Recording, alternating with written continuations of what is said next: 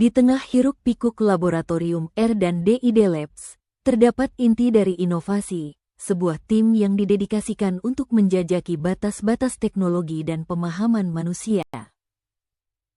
Anya, dengan otaknya yang secepat kilat dan analisisnya yang tajam.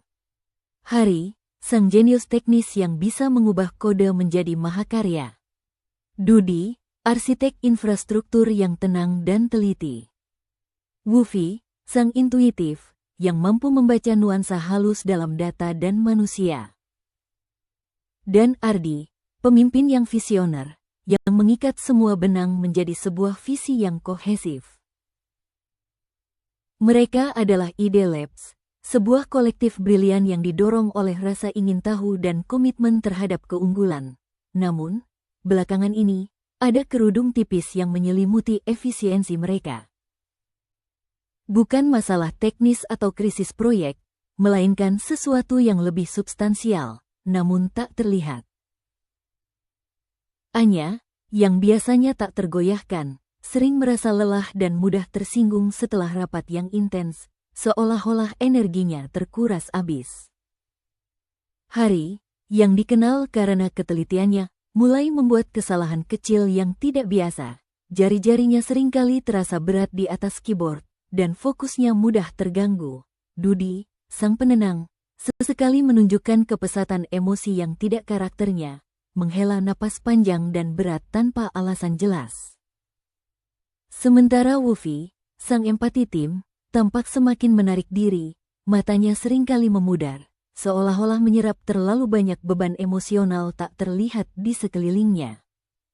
Ardi, sebagai pemimpin mereka, merasakan pergeseran ini. Sinergi tim terasa sedikit goyah, seperti orkestra yang kehilangan pik kesempurnaannya. Ia tahu bukan sekadar stres biasa.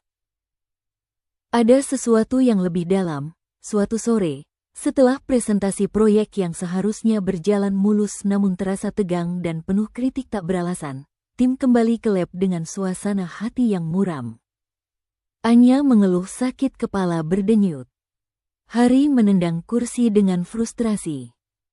Dudi hanya diam, tatapannya kosong ke layar.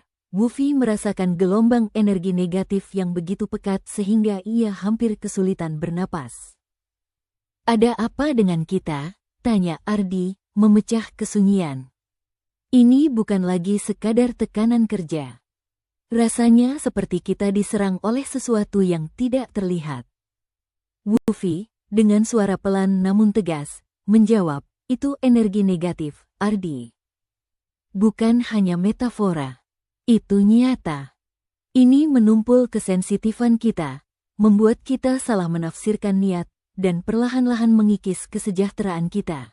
Awalnya, ada keraguan. Energi negatif, bukankah itu terlalu spiritual untuk tim sains dan teknologi seperti mereka?" Namun, Ardi, yang selalu terbuka terhadap ide-ide baru, memutuskan untuk menyelidiki. Bersama Wufi, mereka mulai meriset, bukan dari sudut pandang metafisika, melainkan psikologi, neurosains, dan bahkan biofeedback. Mereka menemukan bahwa energi negatif dapat diartikan sebagai manifestasi dari tekanan psikologis, toksisitas lingkungan, kritik yang merendahkan, gosip, pasif-agresif, keraguan diri yang berlebihan, dan kelelahan mental yang berkepanjangan. Ini adalah resonansi yang berdampak pada sistem saraf, mengganggu kognisi, dan melemahkan respons imun. Tim Ide Labs menyadari betapa parahnya dampak ini terhadap pekerjaan mereka. Dalam pekerjaan mereka yang menuntut presisi, intuitif, dan kolaborasi yang erat, setiap misinterpretasi, setiap ketegangan emosional, bisa menjadi hambatan besar. Kemampuan mereka untuk membaca kebutuhan pengguna, merasakan potensi masalah dalam kode, atau memahami dinamika tim pengembang lain, semuanya bergantung pada tingkat sensitivitas yang tinggi. Dan energi negatif ini adalah peredam utamanya. Mereka pun mulai mengambil langkah. Ardi menginisiasi sebuah program internal yang mereka sebut Protokol Kebersihan Energi. Mereka mendefinisikan apa itu energi negatif dalam konteks mereka, bukan hanya serangan langsung, tetapi juga desahan frustrasi yang berulang, tatapan sinis, kebiasaan menunda-nunda yang menjadi sumber tekanan bagi orang lain, bahkan kelelahan mental pribadi yang tidak diatasi. Setiap anggota tim mulai mempraktikkan strategi pribadi, Anya, yang cenderung menginternalisasi kritik, mulai mempraktikkan meditasi singkat dan teknik pembersihan pikiran sebelum dan sesudah rapat yang intens.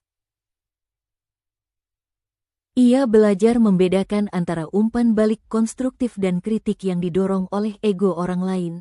Hari, dengan kecenderungannya untuk push through hingga batas, sekarang mengambil istirahat terstruktur yang disebut micro reset setiap 90 menit. Ia menggunakan waktu itu untuk peregangan, melihat keluar jendela, atau mendengarkan musik menenangkan.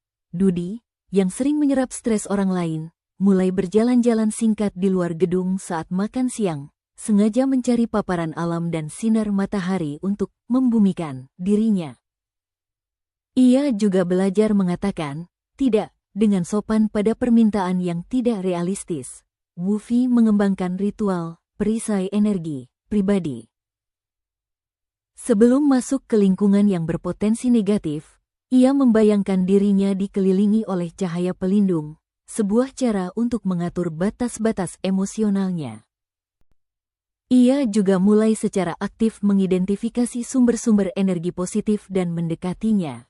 Ardi, sebagai pemimpin, berfokus pada menciptakan lingkungan tim yang positif. Ia menerapkan sesi umpan balik yang konstruktif dan mempraktikkan apresiasi terbuka. Ia juga memastikan ia sendiri menjadi teladan dalam menjaga keseimbangan dan energi positif. Sebagai tim, mereka menerapkan zona bebas negativitas, area fisik dan digital di mana keluhan, gosip, atau kritik yang tidak membangun dilarang. Mereka juga mengadakan check-in energi singkat setiap pagi, di mana setiap orang berbagi singkat tentang tingkat energi mereka dan apa yang mereka butuhkan dari tim hari itu. Ujian sesungguhnya datang ketika mereka menghadapi sebuah proyek kolaborasi besar dengan tim eksternal. Tim eksternal ini terkenal dengan dinamika internalnya yang penuh drama, tenggat waktu yang sering meleset, dan gaya komunikasi yang seringkali pasif-agresif. Proyek ini sangat penting, dan Ardi tahu bahwa Ide Labs harus menjadi jangkar stabilitas. Dalam rapat awal, gelombang energi negatif mulai menyelimuti ruangan. Manajer proyek dari tim eksternal, seorang pria bernama Pak Bima, mulai dengan serangkaian keluhan tentang timnya sendiri, lalu mengarahkan kritik samar-samar yang ditujukan pada asumsi awal Ide Labs, tanpa memberikan detail yang jelas. Dulu, tim Ide Labs mungkin akan merasa defensif, frustrasi, atau bahkan menyerah. Tapi kali ini berbeda. Anya duduk tegak, mendengarkan dengan penuh perhatian. Ia tidak lagi terhanyut oleh nada negatif Pak Bima, melainkan mencari informasi inti di balik keluhannya. Ia mengenali bahwa Pak Bima berbicara dari posisi kecemasan, bukan niat buruk. Hari, alih-alih merasa terprovokasi, dengan tenang menuliskan poin-poin yang bisa ditindaklanjuti, membedah masalah teknis dari nada emosionalnya.